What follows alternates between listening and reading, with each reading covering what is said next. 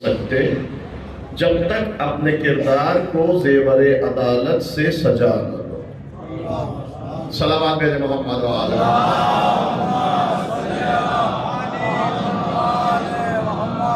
یہ صلوات جو ہے نا واقعی مجلس والی صلوات نہیں ہے، ذرا بلند آواز میں بولو۔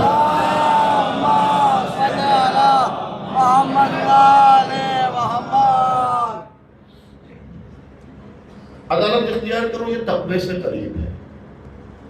گویا عدالت تقوی کا مقدمہ ہے، تقوی کا زینہ ہے۔ جب تک انسان عدالت نہیں اختیار کر سکتا اس وقت تک متقی نہیں بن سکتا۔ دوسری جگہ ارشاد ہوتا ہے لقد ارسلنا رسولنا بالبینات وانزلنا معهم الکتاب والمیزان لیقوم الناس بالقسط۔ ہم نے انبیاء کو بھیجا، رسولوں کو بھیجا، ان کے ساتھ کتاب اور میزان بھی نازل کی۔ کیوں؟ یہ ارسال رسول اور انزال کتب کا فلسفہ کیا ہے؟ ارشاد ہوا لیقوم الناس بالقسط، تاکہ لوگ عدالت کے ساتھ زندگی بسر کر سکیں۔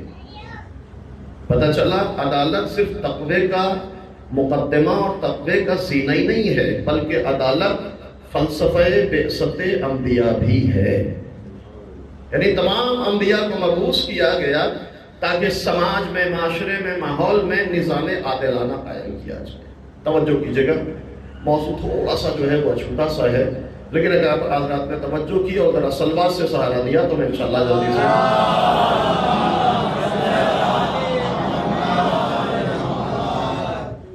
عدالت تقوی کا مقدمہ ہے، عدالت تقوی کا زینہ ہے، عدالت فلسفہ بعثت انبیاء ہے۔ اگر ہم آیات کے بعد روایات میں غور کریں تو روایات میں بھی اس امر کی طرف بہت زیادہ توجہ دلائی گئی۔ چنانچہ پیغمبر اکرم حضرت محمد مصطفیٰ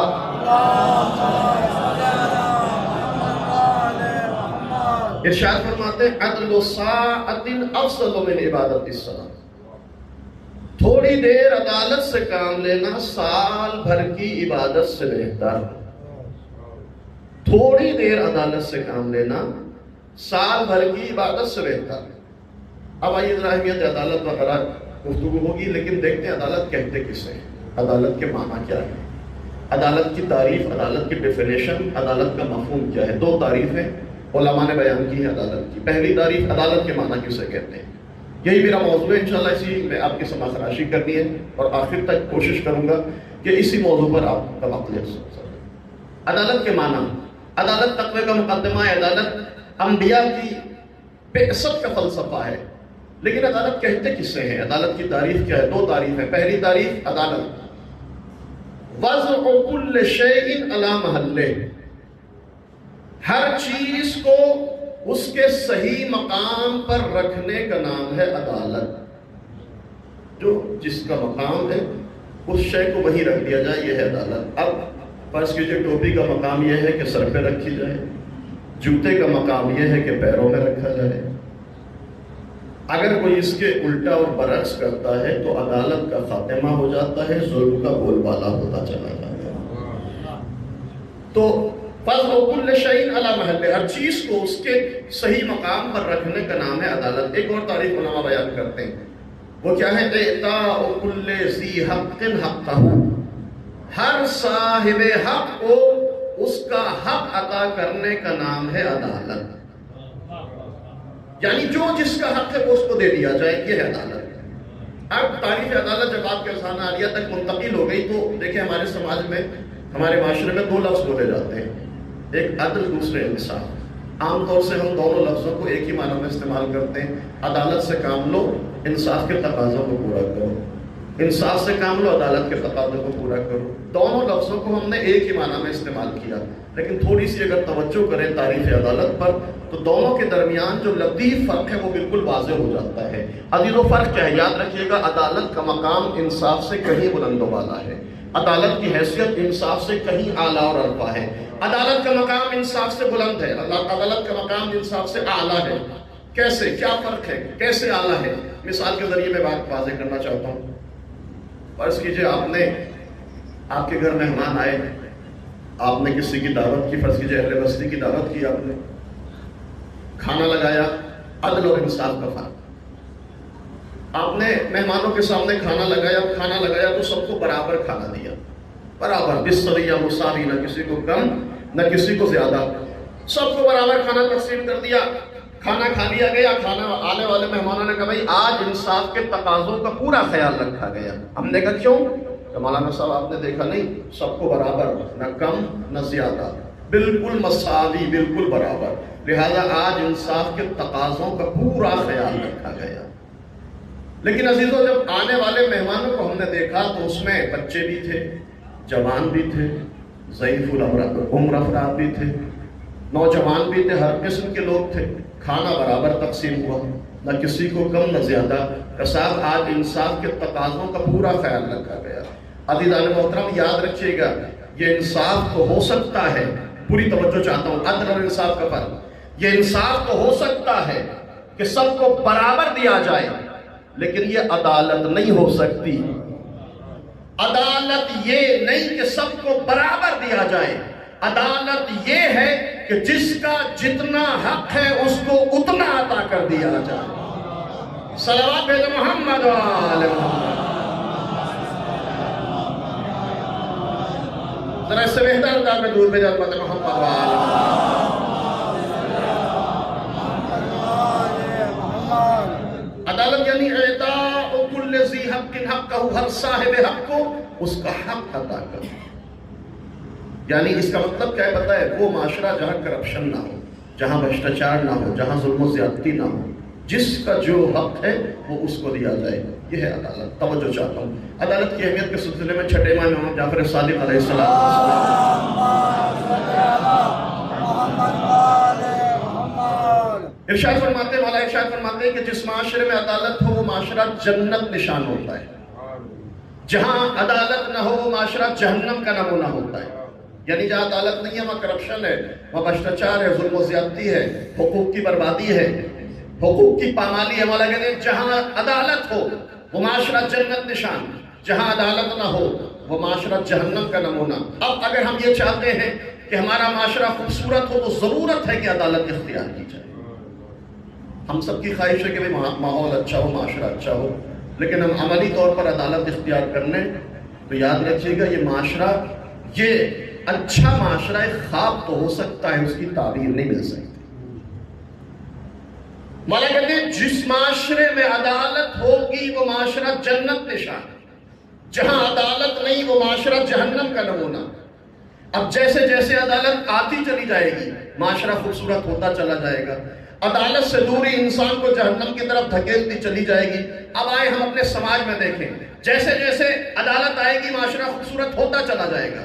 اب اگر شوہر عادل ہو تو بیوی پر ظلم نہ ہو، بیوی عادل ہو تو شوہر کے حقوق برباد نہ ہو، ماں باپ عادل ہو تو اولاد بے تربیت نہ ہو، اولاد عادل ہو تو والدین کی بے احترامی نہ ہو، استاد عادل ہو تو طالب علم کی زندگی برباد نہ ہو، طالب علم عادل ہو تو استاد کی بے عزتی نہ ہو، ڈاکٹر عادل ہو تو مریض کی جیب پہ ڈاکہ نہ پڑے، حکیم عادل ہو تو خاک کو اکسیر بنا کر نہ بیچے۔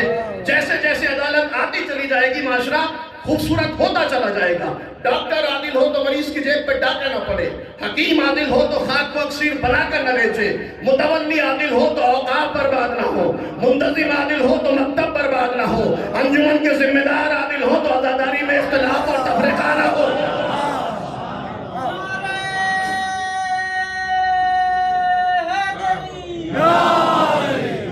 توجہ کیجئے گا، مولا کہتے ہیں جس معاشرے میں عدالت وہ معاشرہ جنت نشان، جہاں عدالت نہیں وہاں کرپشن ہے، بھرشٹاچار ہے، وہ جہنم کا نمونہ ہے۔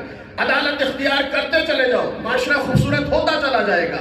ڈاکٹر عادل تو مریض کی جیب پہ ڈاکہ نہیں ہو، حکیم عادل ہو تو قوم کو چورن اور پلیوں میں نہ بہکائے، متولی عادل ہو تو اوقاف برباد نہ ہو، منتظم عادل ہو تو مکتب برباد نہ ہو، پرنسپل عادل ہو تو مدرسہ برباد نہ ہو، انجمن کے ذمہ دار عادل ہو تو عزاداری میں اختلاف اور تفرقہ نہ ہو، شاعر عادل ہو تو محفل برباد نہ ہو، مولوی عادل ہو تو دین برباد نہ ہو، ذاکر و خطیب عادل ہو تو منبر برباد نہ ہو۔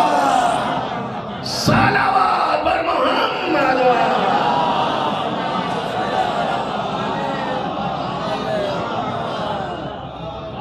ذرا مل جل کر بلند آواز میں درود بھیجو عظمت محمد۔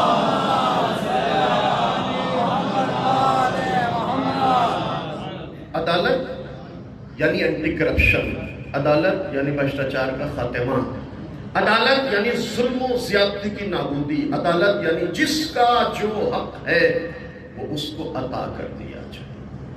اب ضروری ہے کہ عدالت اختیار کی جائے۔ توجہ چاہتا ہوں، ہر چیز میں عدالت ضروری ہے۔ ایام ازاں چل رہے ہیں، میں تھوڑا سا گریز کرنا چاہتا ہوں، پوری توجہ کیجیے گا۔ ہر چیز میں عدالت ضروری ہے، رفتار میں، گفتار میں، کردار میں، حتی نمازوں میں عدالت ضروری ہے۔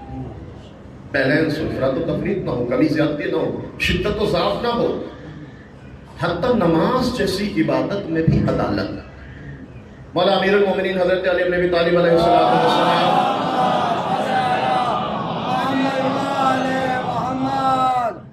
جب مدینے کو چھوڑ کر دارالحکومت کوفے کو بنایا مولا علی نے، مولا کوفے میں دیکھا مسجد کوفہ میں بہت سارے لوگ ہیں، مسجد میں نماز نماز نماز، بس کوئی اور کام نہیں۔ مسجد کوفہ میں ایک بڑا مجمع، کام کیا ہے؟ صرف نماز، بس اللہ اللہ۔ مولانا کمبر سے پوچھا، کمبر کون ہے یہ لوگ؟ بولا نمازی ہیں۔ کام کیا کرتے ہیں؟ کچھ نہیں۔ بیوی بچے کا سب کو چھوڑ دیا، کھاتے پیتے کہاں سے؟ مولا اگر کسی پڑوسی کو ان کی حالت زار پر افسوس ہوتا ہے تو ان کو کھانا پہنچا دیتے، یہ کھا لیتے، ورنہ اللہ اللہ، بس نماز نماز نماز، اور کوئی کام نہیں۔ توجہ کیجیے گا، دیکھو عدالت کسے کہتے ہیں۔ مولا اگر کسی کو افسوس ہوتا ہے تو ان کو کھانا دے دیا جاتا ہے، ورنہ یہ صرف نماز پڑھتے ہیں۔ اب ذرا علی کا عمل دیکھیے، علی کائنات کا سب سے بڑا نمازی ہے۔ مولا کہتے ہیں کمبر ان سارے نمازیوں کو مسجد سے باہر نکال دو۔ مولا نمازی ہیں کہ نہیں، باہر نکالو۔ علی کے حکم سے کمبر نے سارے نمازیوں کو مسجد سے باہر نکال دیا، اور علی نے ان نمازیوں کو مسجد سے باہر نکالنے کا حکم دے کر دنیا کو یہ پیغام دے دیا کہ دیکھو صرف نمازیں پڑھ لینے کا نام اسلام نہیں ہے، بلکہ جیسے اللہ کا حق ادا کرتے ہو اس طرح اللہ کے بندوں کے حقوق کا بھی خیال رہنا چاہیے۔ صلوات بھیجو محمد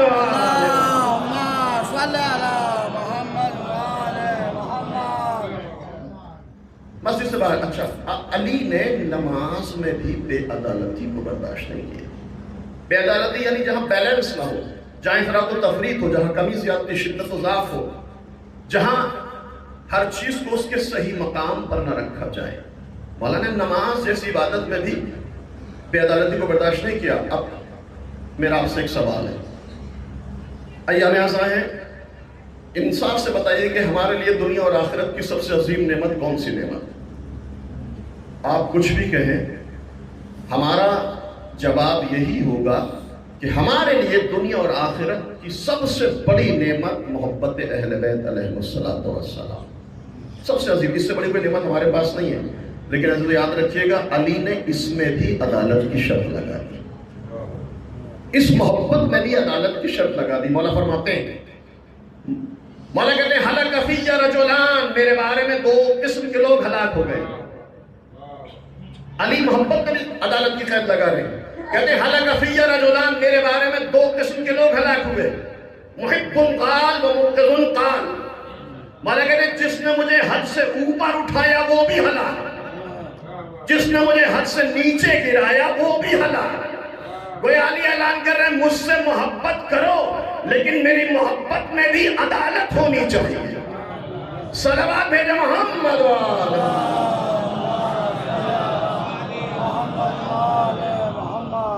میری محبت میں بھی عدالت ہونی چاہیے۔ اگر عدالت نہیں ہے تو انسان افراط و تفریط کا شکار ہو جائے گا، یا حد سے اوپر بڑھائے گا یا حد سے نیچے گرائے گا۔ مولا کہتے ہیں یہ دونوں ہی ہلاک ہیں۔ کیوں عزیز و محبت میں عدالت کی شرط کیوں لگائی گئی؟ پوری توجہ کیجیے گا، اس لیے کہ اگر عدالت ہٹتی ہے تو پھر جہالت آتی ہے، اگر محبت سے عدالت ہٹی تو پھر جہالت آئی، اور جب جہالت آتی ہے تو پھر باتیں بھی جاہلانہ ہوتی ہیں، گفتگو بھی جاہلانہ ہوتی ہے، سوالات بھی جاہلانہ ہوتے ہیں۔ انہی سوالات میں سے ایک سوال میں اکثر و بیشتر ایام ازاں کی مجلس میں کہتا ہوں، اگر محبت ہٹی تو جہالت آئی، باتیں جاہلانہ، گفتگو جاہلانہ، سوال جاہلانہ۔ انہی جاہلانہ سوالوں میں سے پھر ایک سوال ہمارے درمیان سے اٹھتا ہے کہ صاحب نماز افضل ہے یا مجلس افضل؟ مجلس افضل ہے یا نماز افضل؟ عام طور سے یہ سوال ایام اعظام میں ہمارے جوان کرتے ہوئے نظر آتے ہیں. نماز کی زیادہ فضیلت ہے یا مجلس کی زیادہ فضیلت ہے؟ مجلس میں زیادہ ثواب ہے یا نماز میں زیادہ ثواب ہے؟ عزیزو یاد رکھیے گا یہ سوال احمقانہ سوال ہے، یہ سوال جاہلانہ سوال ہے. چونکہ محبت میں عدالت نہیں، لہذا یہ جاہلانہ سوال کیا جا رہا ہے کہ نماز افضل یا مجلس افضل. کون ان احمقوں اور جاہلوں کو بتائے کہ جو نماز ہے وہی حسین ہے، جو حسین ہے وہی نماز ہے. نہ نماز حسین سے جدا ہے، نہ حسین نماز سے الگ.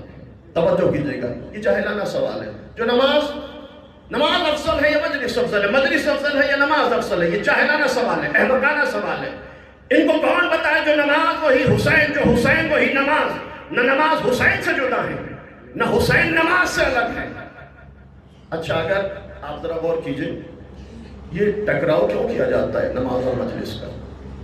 نماز کو مجلس سے ٹکرایا، مجلس کو نماز سے ٹکرایا، کیوں؟ درالی کہ یہ بھی عبادت ہے، وہ بھی عبادت ہے. نماز بھی عبادت ہے، مجلس بھی عبادت ہے. لیکن عبادت کو عبادت سے ٹکرانے کا شوق کیوں پیدا ہوتا ہے؟ یاد رکھیں یہ کیوں ٹکراؤ پیدا ہوتا ہے؟ اچھا ٹکرایا نماز اور مجلس کو، نماز افضل یا مجلس افضل؟ میں ایک جملہ کہا کرتا ہوں، یہ جوہلا ٹکراؤ کے اصول سے بھی باخبر نہیں. انہیں یہ بھی نہیں پتا کہ ٹکراؤ کن چیزوں کے درمیان ہوتا ہے. ٹکراؤ کا اصول ہوتا ہے، ٹکراؤ حق و باطل میں ہوتا ہے، حق کبھی حق سے نہیں ٹکرایا جاتا. صلوات بھیجے محمد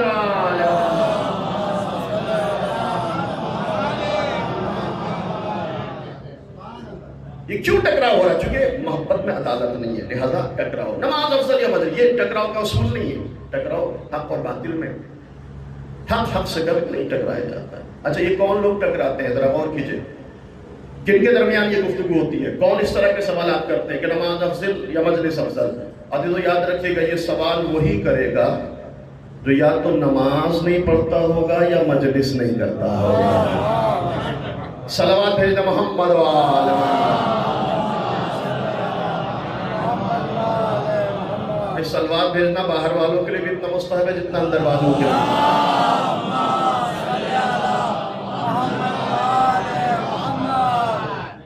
یہ ٹکراؤ کیوں ہے؟ چونکہ محبت میں عدالت نہیں. ٹکراؤ بھی کون کر رہا ہے؟ یا نماز نہیں پڑھے گا یا مجلس نہیں کرے گا. ورنہ جو نمازی بھی ہو اور جو عزادار بھی ہو وہ کبھی اس قسم کی گفتگو اور اس قسم کی جہالت کو نہیں پڑھے گا. وہ نماز بھی وقت پر پڑھے گا اور مجلس بھی وقت پر کرے گا. چونکہ جو نماز ہے وہی حسین ہے، جو حسین ہے وہ نہیں بات. اچھا یہ بھی یاد رکھیے گا عزیزان محترم، کبھی کبھی ہمارا منبر اس ٹکراؤ کو ہوا دیتا ہے، چاہے وہ شاعری کی شکل ہو، چاہے وہ ذاکری اور خطابت کی شکل ہو. کبھی کبھی یہ منبر دیتا ہے، ہوا دیتا ہے. میں ایک مثال دے رہا ہوں. کچھ لوگ نعوذ باللہ نماز کی وجہ سے مجالس کی توہین کرنا شروع کر دیتے ہیں. کچھ ایسے ہیں جو مجلس کی وجہ سے نماز کو تھوڑا سا کم کرتے ہیں. کون ان کو بتائے؟ نماز بھی حق ہے، مجلس بھی حق ہے. نماز بھی عبادت ہے، مجلس بھی عبادت ہے. اور یہ ٹکراؤ ہمارا منبر کبھی کبھی ہوا دے دیتا ہے.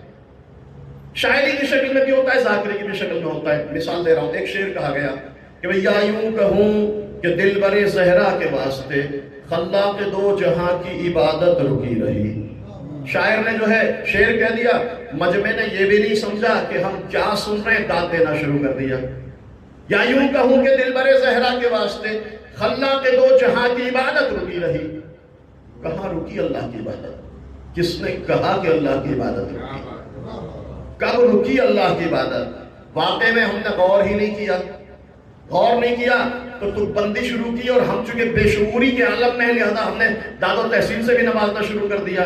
اس سے پہلے کہ ذرا سا غور کر لیتے، کس نے کہا کہ اللہ کی عبادت رکی؟ آئیں ذرا واقعے کو دیکھیں. حسین نبی سجدے میں ہے، حسین پشت رسالت پر، رسول سجدے میں، حسین پشت رسالت پر. کیا کیا اللہ کے رسول نے؟ سجدے کو طول دیا. توجہ کیجئے گا. سجدے کو طول دیا. کتنا طول دیا؟ تاریخ کہتی ہے کہ اس سے پہلے 7 مرتبہ سبحان اللہ کہتے تھے، لیکن جیسے ہی حسین پشت رسالت پر آئے تو 70 مرتبہ سبحان اللہ کہا گیا. شاعر کہہ رہا کہ اللہ کی عبادت رک گئی. رسول سجدے کو طول دے رہے ہیں، شاعر کہہ رہا کہ اللہ کی عبادت رک گئی. کس نے کہا اللہ کی عبادت رکی؟ رسول سجدے میں، حسین پشت رسالت پر. اب ذکر سجدہ 7 مرتبہ نہیں 70 مرتبہ. یا رسول اللہ یہ سجدے کو طول کیوں دے رہے ہیں؟ آپ اشارہ کیجئے حسین پشت سے اتر جائیں گے. جبریل سے کہیے جبریل آپ کی پشت سے حسین کو اتار دیں گے. یا آپ 7 کو 70 میں تبدیل کیوں کر رہے ہیں؟ یہ سجدے کو اتنا طولانی کیوں کر رہے ہیں؟ سجدے کو طول کیوں دے رہے ہیں؟ عجب نہیں پیغمبر جواب دے کہ میں سجدے کو طول دے کر دنیا کو یہی پیغام دینا چاہتا ہوں کہ دیکھو میرا حسین عبادتوں میں رکاوٹ کا نہیں اضافے کا سبب بنتا ہے. صلوات بر محمد.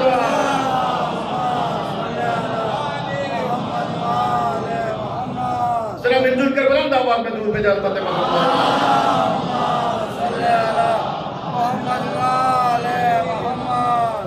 میرا حسین عبادتوں میں رکاوٹ کا سبب نہیں بن رہا ہے، عبادتوں میں اضافے کا سبب. اچھا اب ایک جملہ کہہ رہا ہوں میں حساس، جسارت نہ ہو. پتہ نہیں باہر والے بار بار اس طرح لیفٹ سائڈ کیا دیکھ رہے ہیں، کون سی ایسی چیز ہے جو مجلس کو چھوڑ کر ادھر دیکھا جا رہا ہے. ایک سلوات بھیجے محمد و آل محمد.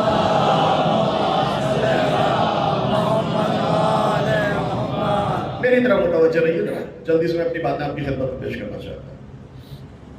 میرا حسین عبادتوں میں رکاوٹ کا نہیں اضافے کا سبب بنتا ہے.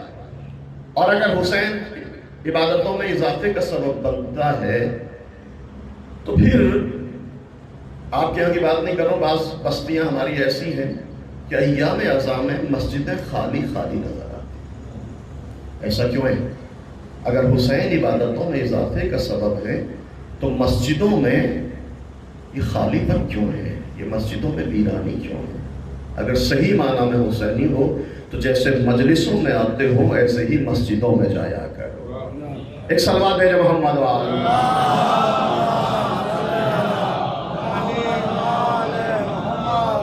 تو جو حسین ہے وہی نماز ہے، جو نماز ہے وہی حسین ہے. نہ حسین نماز سے جدا ہے نہ نماز حسین سے الگ. اچھا یہ ٹکراؤ کیوں ہوا عزیزوں؟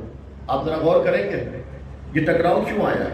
یہ ٹکراؤ شاید اس ٹکراؤ کی ایک وجہ یہ ہے کہ محبت میں عدالت نہیں تو جہالت آ گئی. نماز کو حسین سے ٹکرا دیا. ایک وجہ یہ ہے کہ شاید ہم نے مجلسوں کو عبادت نہیں سمجھا، رسم سمجھا. اور جب رسم سمجھا تو نماز جیسی عبادت سے ٹکرا دیا. اگر مجلسوں کو عبادت سمجھا ہوتا تو نماز جیسی عبادت سے ٹکرانے کی جسارت نہ ہوتی، یہ جہالت نہ ہوتی. مجلسوں کو رسم سمجھا، شاید ہم نے مجلسوں کو رسم سمجھا.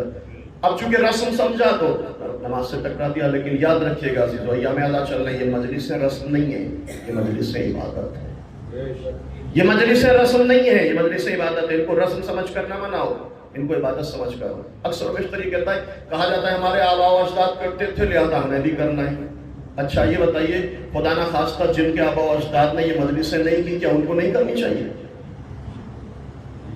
نہیں تو عبادت ہے، کسی نے کی یا نہیں کی ہمیں تو کرنا ہے.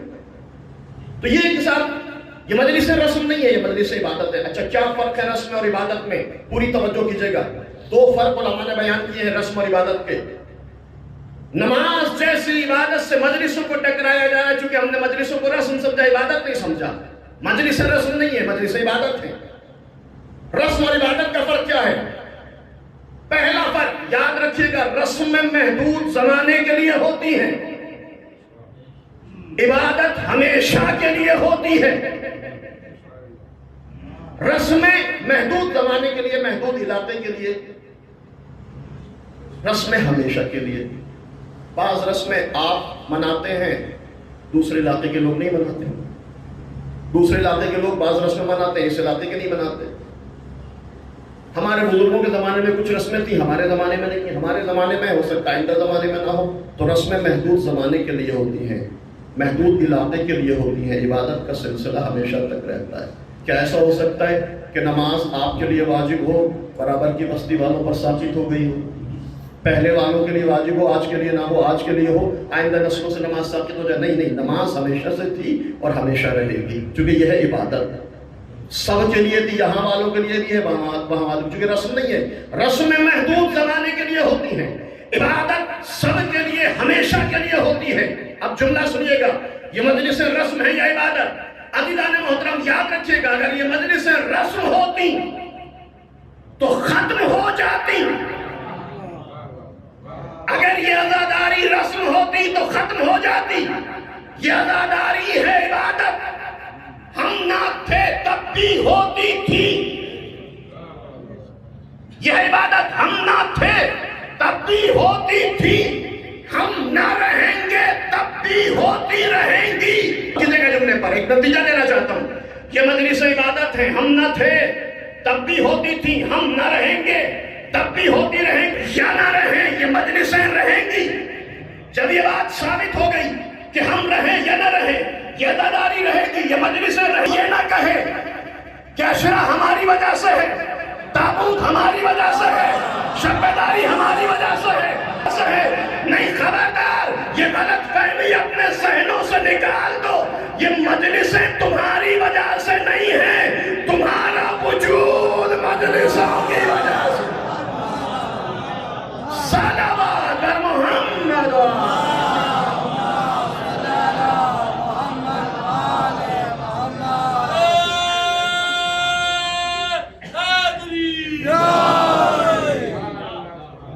ایک بلند آواز میں درود بھیجیں امت محمد وآلہ۔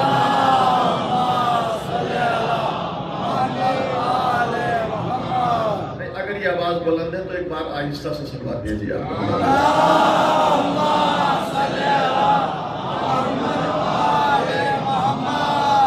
یہ عزاداری، یہ فرش ماتم، یہ بزم غم، یہ ہماری وجہ سے نہیں ہے، ہمارا وجود اس عزاداری کے مرہون منت ہے، ہمارا وجود ان مجلسوں کی وجہ سے۔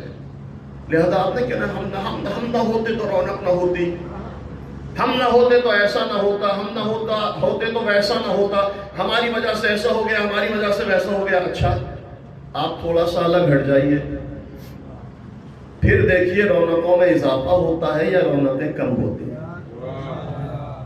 یہ غرور کیسا، یہ تکبر کیسا؟ مجلس کرنے کے بعد، مجلس سننے کے بعد، مجلس میں آنے کے بعد، مجلس پڑھنے کے بعد، سوس خانی کے بعد، مرثیہ خانی کے بعد، خطابت کے بعد، نوحہ خانی کے بعد، یہ غرور کیسا، یہ تکبر کیسا، یہ اکڑ کیسی، یہ اتراہٹ کیسی، یہ بناوٹ کیسی؟ خبردار، اکڑنا نہیں، اترانا نہیں۔ مجلس کرنے کے بعد، مجلس پڑھنے کے بعد، مجلس سننے کے بعد، نوحہ خانی اور سوس خانی کے بعد خبردار غرور نہ ہو، تکبر نہ ہو، اکڑ نہ ہو، اتراہٹ نہ ہو، بلکہ شکر ادا کرو اس خدا کا کہ جس نے اپنے حسین کے ذکر کے لیے، جس نے اپنے حسین کے ذکر کے لیے تمہارا انتخاب کر لیا۔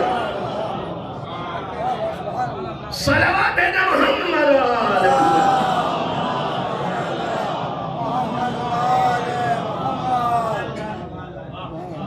یہ اکڑ کیوں ہے، یہ اتراہٹ کیوں ہے، یہ بناوٹ کا؟ خاص طور سے بہت معذرت کے ساتھ میں اکثر ایام اعظم میں یہ بات کہتا ہوں، آج یہاں بھی ریپیٹ کر رہا ہوں، خصوصاً مجلس میں آئے، 2-4 مجلسیں کی، بولنا شروع کر دیا خود، اور اچھا خاص طور سے ہمارا جو ذاکرین کا طبقہ ہے، ان میں یہ مرض جلدی سے لگ جاتا ہے، سوسان بن گئے، اب خود کو سماج سے الگ رہتے ہیں، خطیب اور سخنور بن گئے تو پھر کیا کہنا، اور نوحہ خانی۔ البتہ یاد رکھیے گا، جو صاحبان ظرف ہے نا، وہ ایسی اونچی حرکتیں نہیں کرتے، یہ جو کم ظرف ہے نا، وہ بڑی جلدی بھولنا شروع ہو جاتے ہیں۔ سوس خانی شروع کی، مرثیہ خانی شروع کی، ممبر پر آئے، خطابت کی، خاص طور سے بڑی معذرت کے ساتھ، خاص طور سے یہ جو ہمارا نوجوان طبقہ ہے، تھوڑی سی شہرت ملی، عزتوں میں اضافہ ہوا، انہوں نے کرنا شروع کر دیا، اب نقشے نہیں ملتے۔ پہلے سال نوحہ خانی مقامی انجمن میں کی، شہرت ملی، لوگوں نے سراہنا دینا شروع کیا، اگلے سال بڑے نوحہ خان ہو گئے، तब मोहल्ले के अंजुमन में नौखानी नहीं करेंगे, बड़े प्रोग्राम, बड़ी शब्बेदारियाँ, बड़ा मजमा। किसी के साथ पढ़ लीजिए लोहा नहीं साहब हम तो अच्छा। और थोड़े से आगे बढ़े, तवज्जो कीजिएगा, थोड़ा सा और शोहरत मिली तो और गांव से बाहर निकले, शहरों तक पहुंचे, शहरों से शोहरत जो है वो और आगे बढ़ती चली गई, मुल्क के बड़े बड़े प्रोग्राम मिलने लगे, इज्जतों में इजाफा होने लगा। 2-3 साल में इतनी शोहरत हुई कि पुराने दोस्तों को पहचानने से इनकार करना शुरू कर दिया गया। चौथे साल पहले सीडी निकला करती थी, अब यूट्यूब पर जो है वो नौहे आना शुरू हो गया। अब तो नक्शे ही नहीं मिल रहे। प्रोग्राम में दावत दी जाती है तो गांव में थे तो तालाब का पानी पीते थे, अब बिस्लरी से भी प्यास नहीं बुझ रही है। तवज्जो कीजिएगा, शोहरत मिलती चली गई।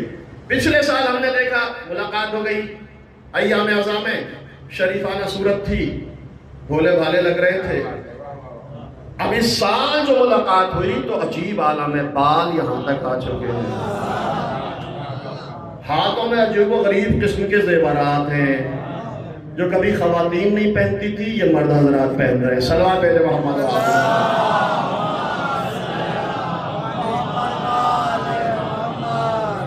ये क्यों, ऐसा क्यों हो रहा है, ऐसा क्यों हो रहा है?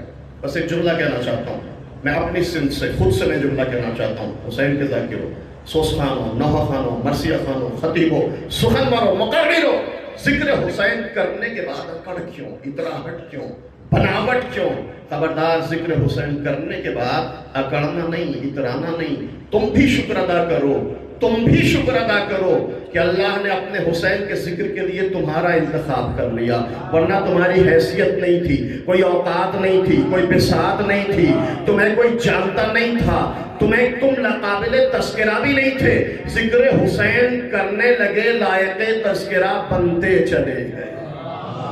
सलवात है मोहम्मद वाले मोहम्मद।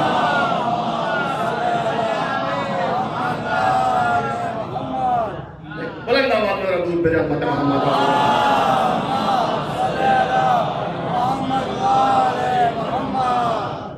ये मजलिसें हमारी वजह से नहीं है, तवज्जो कीजिएगा, ये मजलिसें हमारी वजह से नहीं है, हमारा वजूद मजलिसों की वजह से। अगर इज्जत मिली है तो इन्हीं मजलिसों की वजह से, शोहरत मिली है तो इन्हीं मजलिसों की वजह से, लोगों ने सराहना छोड़ा है तो इन्हीं मजलिसों की वजह से, हाथों का बोसा दिया गया है तो इन्हीं मजलिसों की वजह से, सर पर बिठाया गया है तो इसी जिक्र हुसैन के सदक़े में। लिहाजा जिक्र हुसैन के बाद अकड़ नहीं होनी चाहिए, बल्कि तुम्हें तो चाहिए हर दिन शुक्र खुदा अदा करो कि उसने अपने हुसैन के जिक्र के लिए तुम्हारा इंतखाब किया। ये मजलिस रस्म नहीं है, तवज्जो कीजिएगा।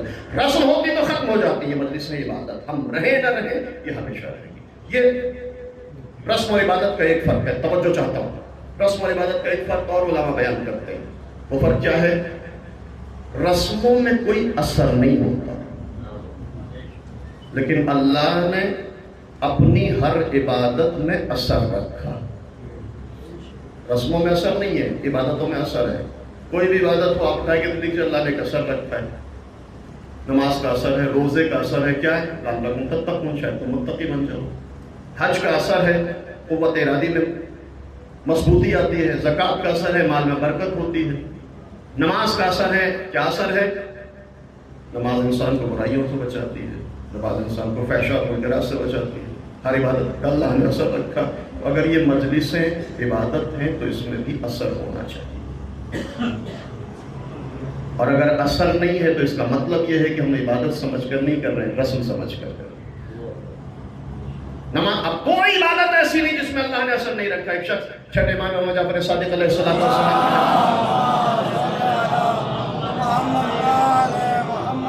वाला कैसे पता चले कि हमारी नमाजें कबूल है या नहीं?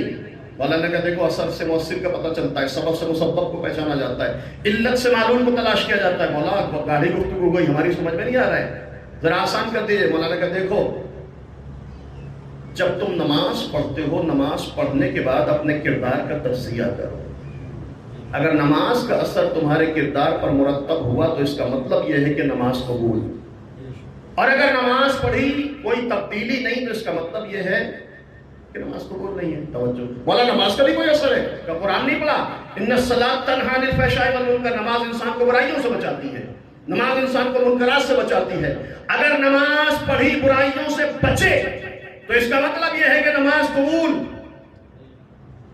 لیکن اگر ادھر نماز پڑھی ادھر مسجد سے باہر نکلے پھر وہی 3-5 پھر وہی دھوکہ بازی پھر وہی 100 کے 110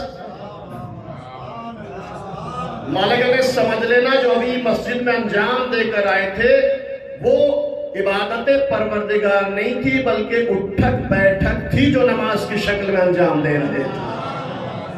صلوات بھیجے محمد و آل محمد.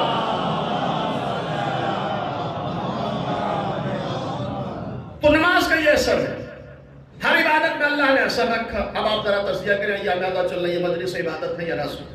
اگر رسم ہے تو پھر کوئی فائدہ نہیں ہے, اثر ہی نہیں ہوگا. 60 سال کے 70 سال کے 80 سال کے ہو گئے, ہر سال محرم آیا اور چلا گیا, نہ کردار میں تبدیلی آئی نہ سماج میں انقلاب برپا. چونکہ رسم سمجھا, اتنی مجلسیں کرنی, اتنی کثرت سے جلوس کیے, اتنی کثرت سے سوس خانی کی, مرثیہ خانی کی, نوحہ خانی کی, مجلس میں بیٹھے چھپے داریاں کی, لیکن جہاں تھے وہیں رہے, کوئی تبدیلی نہیں. اس کا مطلب یہ ہے کہ ان مجلسوں کو ہم نے عبادت سمجھ کر انجام نہیں دیا ہے, رسم سمجھ کر انجام دیا ہے. لیکن اگر یہ مجلس عبادت ہے تو ان کا اثر ہونا چاہیے. اب ان مجلسوں کا اثر کیا ہے, توجہ چاہتا ہوں. ان مجلسوں کا اثر کیا ہے؟ ابھی تو ان مجلسوں کا اثر یہ ہے کہ اگر یہاں کوئی بے نمازی آئے تو نمازی بن کر جائے, کوئی بے نمازی آئے تو نمازی بن کر جائے, کوئی بد کردار آئے تو دولت کردار لے کر جائے, کوئی بزدل آئے تو جری بن کر جائے, کوئی گنہگار آئے تو توبہ کر کے جائے, کوئی خاطی آئے تو استغفار کر کے جائے, کوئی خود پرست آئے تو خدا پرست بن کر جائے. صلوات بر محمد.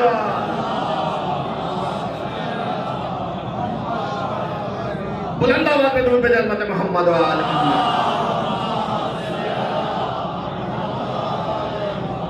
یہ مجلسوں کا اثر ہے, یہ عزاداری کا اثر ہے, یہ فرش عذاب بزم غم کا اثر ہے. آئیں تجزیہ کریں مجلسوں میں آنے کے بعد, اشرا کرنے کے بعد, اتنی کثرت سے فرش عذاب بچھانے کے بعد, شرکت کرنے کے بعد, یہ اثر ہمارے کردار پر مرتب ہوا یا نہیں.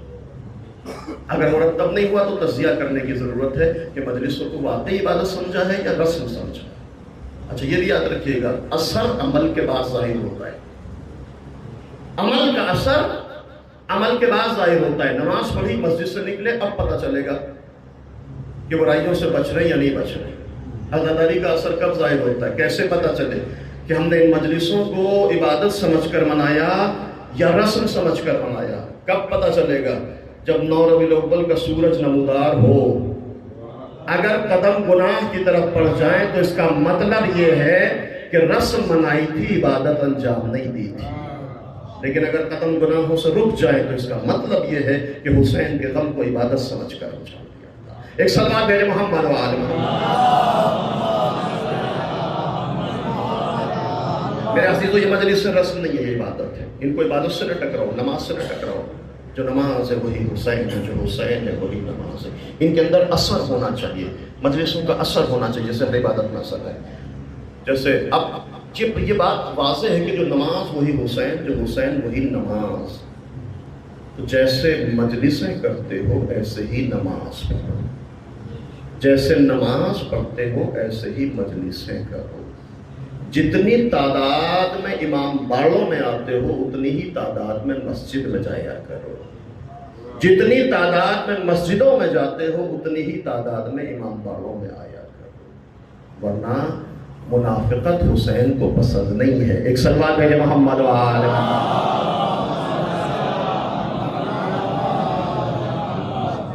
جو نماز ہے وہی حسین ہے, جو حسین ہے وہی نماز. تو جیسے مسجد میں ایسے ہی امام باڑے میں, جیسے امام باڑے میں ایسے ہی مسجد میں. کوئی فرق نہیں ہو, تعداد اتنی ہی ہونی چاہیے, جذبہ ویسا ہی ہونا چاہیے. جیسے مسجد میں جاتے ہو ایسے امام باڑے میں آیا کرو. سید حسن نصر اللہ کا جملہ ہے, چند سال پہلے تقریر میں فرماتے ہیں کہ عزاداروں جب امام باڑوں میں آؤ تو کوشش کرو باوضو آیا کرو, کیونکہ یہ بھی مقام عبادت ہے. یہ بھی جب جلوسوں میں جاؤ تو باوضو جایا کرو, کیونکہ وہ بھی عبادت ہے. اور اس کا ایک فائدہ, دوسرا فائدہ یہ ہے کہ اگر کبھی اثناء مجلس کے درمیان جلوس کے درمیان اذان کا وقت ہو جائے تو مصلی عبادت بچھا کر دنیا کو یہ پیغام دے دو کہ حسین کا مقصد کیا ہے. دنیا کو یہ پیغام دو کہ حسین کا مقصد کیا ہے. جلوسوں میں اس انداز میں آؤ، باوضو آؤ، ایک عابد کی شکل میں آؤ، ایک زاہد کی شکل میں آؤ، کردار سازی کا پیغام دو، اپنے کردار کو زیور عدالت سے سجا کر جلوسوں میں آؤ، اور اس انداز سے جلوس اور مجلسوں میں آؤ کہ دیکھنے والے تم کو دیکھ کر یہ کہنے پر مجبور ہو جائیں کہ جب غلام ایسے ہیں تو آقا کیسا ہوگا، جب حسینی ایسے ہیں تو حسین کیسا ہوگا. صلوات بر محمد.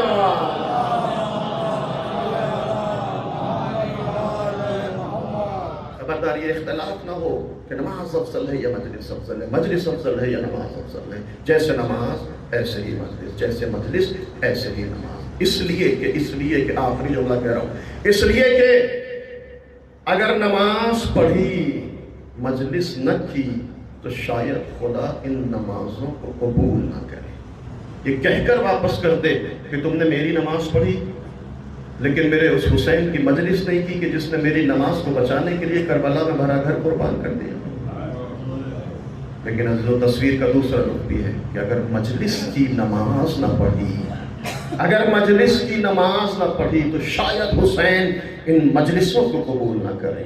یہ کہہ کر واپس کر دیں کہ تم نے میری مجلس کی، تم نے میری مجلس کی، میری فرش عزا بچھائی، میرے لیے ماتم کیا، میرے لیے نوحہ پڑھا، میرے لیے آنسو بہائے، لیکن اس نماز کو بلا دیا کہ جس نماز کی خاطر میں نے اکبر کا سینہ دیا، جس نماز کے لیے میں نے عباس کے بازوؤں کو قربان کیا، جس نماز کے لیے میں نے ششماہ اصغر کے گلے کی قربانی پیش کی، جس نماز کے لیے یتیم بھتیجی کے پامالی کو برداشت کیا، جس نماز کے لیے میں نے اون و محمد جیسے بھانجوں کو قربان کر دیا، جس نماز کے لیے میں نے اپنے گلے کی قربانی پیش کر دی، جس نماز کے لیے میں نے زینب کی چادر کو قربان کر دیا. اجرکم اللہ زیادہ رہو. جس نماز کے لیے زینب کی چادر کو قربان کر دیا. ہاں عزیزو، حسین کے لیے بڑا سخت تھا زینب کی بے پردگی کو برداشت کرنا، زینب کی چادر کو قربان کرنا حسین کے لیے بڑا سخت تھا. روایت کرتی ہے ابھی حسین کا بچپنا ہے، حسین چھوٹے سے ہیں، کم سن ہے، گھر میں تنہا ہے، ایک گوشہ خانہ میں بیٹھ کر آنسو بہا رہے ہیں. مولا امیر المومنین گھر میں تشریف لاتے ہیں، دیکھا چھوٹا شہزادہ مسلسل آنسو بہا رہے ہیں. میرے لال، علی نے قریب بلایا، زانو پر بٹھائے. میرے لال کیوں آنسو بہا رہے ہو، کیوں گریہ کر رہے ہو؟ میرے لال کیا کسی نے تمہیں ستایا ہے، کیا کسی نے اذیت اور تکلیف دی ہے؟ بابا مجھے کسی نے نہیں ستایا، بابا مجھے کسی نے اذیت نہیں دی. اور میرے لال آنسو کیوں بہا رہے ہو، میرے لال گریہ کیوں کر رہے ہو؟ ایک مرتبہ حسین نے جواب دیا، بابا میں گھر میں اکیلا تھا، میں گوشہ خانہ میں تنہا بیٹھا تھا، اچانک مجھے زینب کی بے ردائی کا خیال آ گیا. شاید علی نے کہا ہو میرے لال حسین، زینب کی بے ردائی کا سامنا تجھے نہیں سید سجاد کو کرنا ہے. ہائے وہ شام غریبہ کا منظر، بیویاں اس خیمے سے اس خیمے میں، اس خیمے سے اس خیمے میں، سارے خیمے جل گئے. زینب کی چادر چھنی، سید سجاد پھپھیوں کو برہنہ سر. اللہ زیادہ رو خدا نے آوازوں پہ رحمت نازل کرے. اسیری کے ایام ہیں، چند جملے مسائل کی سننے زحمت تمام کر رہا ہوں. شام غریبہ کا وہ بھیانک منظر، زینب کی چادر چھن چکی ہے، خیموں میں آگ لگ چکی ہے. زینب جلے ہوئے خیموں کی رات پر بیٹھ کر اپنے ماجائے کا ماتم کر رہی ہے. پہلی مجلس زینب نے شام غریبہ میں برپا کی ہے. بکت وعبکت کل عدو، زینب خود بھی روئی ہیں اور حسین کے مسائل اس طرح بیان کیے ہیں کہ دشمن بھی سن کر رو رہا ہے. یہ پہلی مجلس ہے زیادہ رو. یہ غلط تصور ہے کہ زینب نے شام میں پہلی مجلس کی ہے. نہیں، زینب نے شام غریبہ میں پہلی مجلس کی ہے. بیٹھی ہوئی جلے ہوئے خیمے کی رات پر بیٹھ کر واہ حسینہ، واہ حسینہ، واہ مظلومہ کی آوازیں بلند ہیں. لیکن روایت کہتی ہے ادھر تو زینب اپنے ماجائے کا ماتم کر رہی ہے، ادھر فضہ دوڑی دوڑی آتی ہے. شہزادی غضب ہو گیا، اما فضہ اس سے بڑا کیا غضب ہوگا کہ میرا ماجایا مار ڈالا گیا. شہزادی میں نے دیکھا ہے ظالم اپنے گھوڑوں کی نال بندیاں کر رہے ہیں، شہزادی مجھے ایسا لگتا ہے کہ یہ ظالم شہداء کے لاشوں کو پامال کرنے کا ارادہ رکھتے ہیں۔ ایک مرتبہ زینب تڑپی، بلند مقام پر آئی، کیا دیکھا؟ زمین کربلا، شہداء کے لاشیں پڑے ہوئے ہیں، ظالم سب بستہ کھڑے ہیں، شہداء کے لاشوں کو پامال کرنے کا ارادہ رکھتے ہیں۔ لیکن عزیزانو زینب نے دیکھا پھر کے رشتہ دار آگے بڑھے، پھر کے جنازے کو اٹھا لیا گیا، مسلم ابن اوسجہ کے قبیلے والے آگے بڑھے، مسلم کے جنازے کو اٹھا لیا گیا، ایک ایک شہید کے جنازے کو اٹھا لیا گیا، یہاں تک کہ حبیب کے قبیلے والے عمر سعد کے سامنے آ کے کھڑے ہو جاتے ہیں، اے عمر سعد تو نے حبیب کو شہید کر دیا، تو نے حبیب کے سر کو کاٹ کے نوکے نیزہ پر چڑھا دیا، لیکن دیکھ اب ہم حبیب کے لاشیں کو پامال نہیں ہونے دیں گے۔ عزیزانو ایسا کیوں ہو رہا ہے؟ شہداء کے لاشیں کیوں اٹھائے گئے؟ اس لیے کہ عربوں میں لاشیں کی پامالی بڑی بے حرمتی تصور کی جاتی تھی، اس لیے سارے شہداء کے لاشوں کو اٹھا لیا گیا، حبیب کے لاشیں کو بھی اٹھا لیا گیا۔ جیسے ہی حبیب کا لاشا اٹھا، زینب نے شکر کے لیے ہاتھوں کو بلند کر دیا، پالنے والے تیرا شکر ادا کرتی ہوں، اس لیے کہ حبیب صحابی رسول، میرا ماجا یا نواز رسول۔ ارے جب صحابی کا لاشا پامال نہ ہوا تو نواز کا لاشا کیسے پامال ہوگا؟ عزیزانو مقتل کہتا ہے ابھی زینب کا شکر ختم نہ ہوا تھا کہ زینب کی نگاہوں نے دیکھا ادھر کے گھوڑے ادھر کے گھوڑے ادھر، حسین غریب فاطمہ کا لال، سمیہ سپا لاشا پامال ہو گیا۔ اللہ میں مسائل ختم کر دیتا، اسیری کے یاد ایک روایت زحمت تمام کر رہا ہوں۔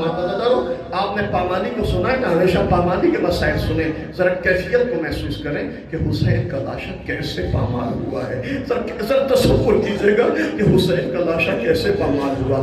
جب لٹا ہوا قافلہ دربار ابن زیاد میں پہنچا، ابن زیاد نے حکم دیا کہ اس لشکر کے سردار کو بلایا جائے جس لشکر نے حسین کے جسم پہ گھوڑے دوڑائے۔ اجرکم اللہ، ذرا تصور کیجئے گا، کیفیت محسوس کیجئے گا کہ حسین کے لاشے کو کیسے پامال کیا گیا ہے۔ حکم ہوا کہ اس لشکر کے سردار کو بلاؤ جس لشکر نے حسین کے لاشے کو پامال کیا۔ اسید ابن مالک ملعون کو بلایا گیا، یہ وہ ملعون ہے جس نے اپنے لشکر کے ساتھ حسین کے لاشے کو پامال کیا۔ اسید ابن مالک آتا ہے، ابن زیاد کہتا ہے اے اسید ابن مالک میں نے سنا ہے کہ تو نے اپنے لشکر کے ساتھ حسین کے جسم پر گھوڑے دوڑائے۔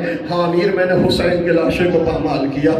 ابن زیاد کہتا ہے اے اسید ابن مالک دیکھ، وہ حسین کی بہن زینب رسن بستہ کھڑی ہے، تو زینب کے سامنے بیان کر کہ تو نے حسین کے لاشے پر کیسے گھوڑے دوڑائے، تو بہن کے سامنے بتا کہ تو نے بھائی کے جنازے کو کیسے پامال کیا۔ اجرکم اللہ، اجرکم اللہ۔ عزیزانو ایک مرتبہ زینب نے پامال ہوتے ہوئے دیکھا، اب پامالی کی کیفیت زینب سن رہی ہے، زینب کے جذبات کو لہو لہان کیا جا رہا ہے، زینب کے احساسات کو زخمی کیا جا رہا ہے۔ خدا کسی بہن کو یہ منظر نہ دکھائے جو زینب کو دیکھنا پڑا۔ میری مائیں بہنیں بھی مجلس سن رہی ہیں، ذرا تصور کر لیں، خدا کسی بہن پہ بہت نہ ڈالے جو زینب پر وقت آیا ہے۔ ابن زیاد کہتا بتا زینب کے سامنے، اسید ابن مالک بتا زینب کے سامنے بیان کر کہ تو نے حسین کے لاشے کو کیسے پامال کیا۔ یہ ملعون کہتا ہے امیر تو انعام کا وعدہ کر، پھر بتاؤں گا، پھر بہن کے سامنے بتاؤں گا میں نے بھائی کے لاشے کو کیسے پامال کیا۔ ابن زیاد کہتا میں تیرے گھوڑے کی ٹانگوں کو سونے اور چاندی کے سکے سے بھر دوں گا، بس تو بتا زینب کے سامنے بیان کر کہ تو نے حسین کے لاشے کو کیسے پامال کیا۔ ذرا کیفیت کو محسوس کر لے۔ ایک مرتبہ اسید ابن مالک ملعون کہتا ہے کہ نحنو رزقنا الصدر بعد الظہر وبکل یعقوب شدید الاس۔ اے امیر، ہم نے حسین کے جسم پر گھوڑے دوڑائے، ہم نے حسین کے سینے کو کچلا، ہم نے حسین کی پشت کو مسلا۔ اے امیر، ہم نے حسین کے جسم کو اس طرح کچلا جیسے چکی کے دو پاٹوں کے درمیان دانے گندم کو پیس دیا جاتا ہے۔ یہی تو وجہ زینب نے مدینہ